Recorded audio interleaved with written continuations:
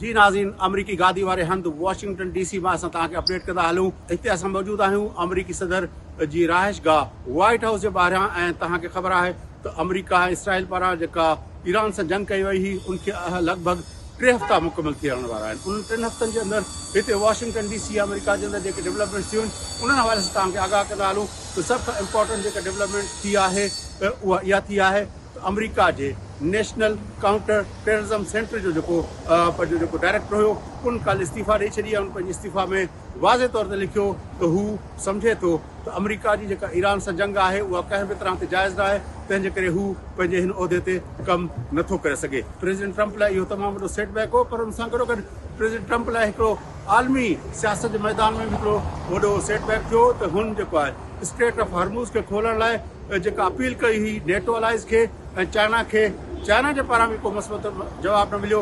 जॾहिं त नेटो जा इतिहादी जेके प्रेसिडेंट ट्रंप जा आहिनि उन्हनि बि को मस्बत जवाबु ॾिनो, जंहिं ते प्रेसिडेंट ट्रंप जेको आहे नेटो ते तमामु घणो ख़फ़ा बि थियो।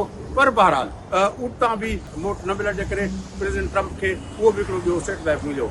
टी जेका डेवलपमेंट थी आहे उहा इहा थी आहे त कल्ह प्रेसिडेंट ट्रंप पाण ऐलान कयो त जेको 31 मार्च ते हुनखे बीजिंग वञिणो हुयो चाइना जे 4 ॾींहंनि जे दौरे ते, उहो हुन कुझु अरसे लाइ मुलतवी करे छॾियो आहे। बकौल प्रेसिडेंट ट्रंप जे 5 खां 6 हफ़्तनि लाइ उहो जेको आहे उहो मुखर कयो वियो आहे। जंग जी सूरत जे करे प्रेसिडेंट ट्रंप फ़िलहाल उते वञणु नथो चाहे।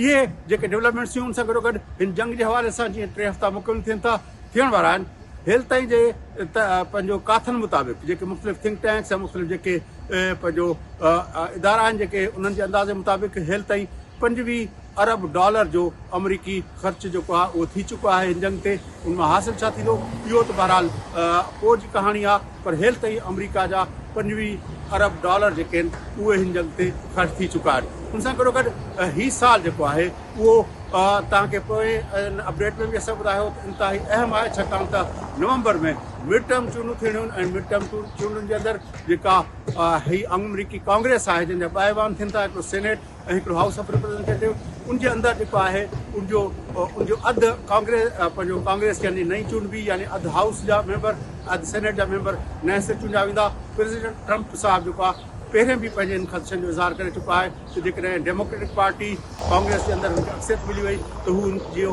मुआवज़ो कंदी यानी इम्पीच कंदी, जेका ॻाल्हि बहरहाल प्रेसिडेंट ट्रंप लाइ ॾाढी ख़ौफ़नाक साबित थींदी।